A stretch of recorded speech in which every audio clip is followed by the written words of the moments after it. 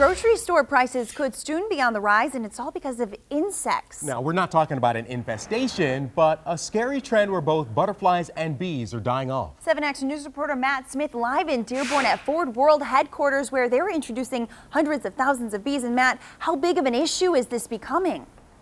Bigger by the day. I mean, this could affect our bottom line in the next couple of years here, and that's why people like Ford, as we discussed last hour, for World Wildlife Conservation Day, which is tomorrow, is introducing 360,000 bees to this area. But it's hard to grasp just what the issue is behind all this, but the reality is it's going to affect all of us. Up atop Detroit City Distillery Factory, Brian Peterson Roast. Notice how they kind of scramble a little bit. Continues his work with Bees in the D. Hives like this pepper the city's skyline, a growing effort to bring back bees to an urban setting.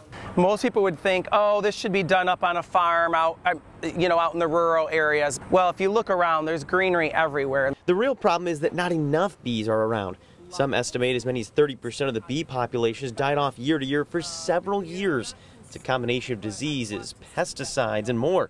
Now, groups like Bees in the D, so we're just going to try to start to fill those gaps, are more important than ever. The problem is it's not just bees.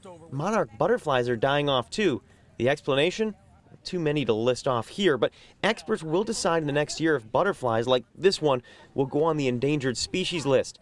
For Michigan, that's important because we play a huge role in their migration.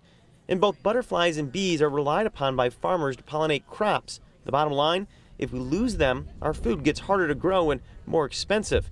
The good news, we can help. Right in your own backyard, you can plant a butterfly garden. Get some coneflowers, get some milkweed, get some butterfly weed. And lift straight up. For those worried about it, Brian showed me how they're training beekeepers regularly. Oh, there's the queen. And the more worker bees there are trying to fix this problem, the less likely the problem stings us. We lose bees, we lose the pollination. And so the pollination is what's important to our food industry. I think the big shock is that monarchs could soon be on the endangered species list, right? Well, a lot of people may not realize that. Bees are a little bit harder to sell on people because they're afraid of being stung.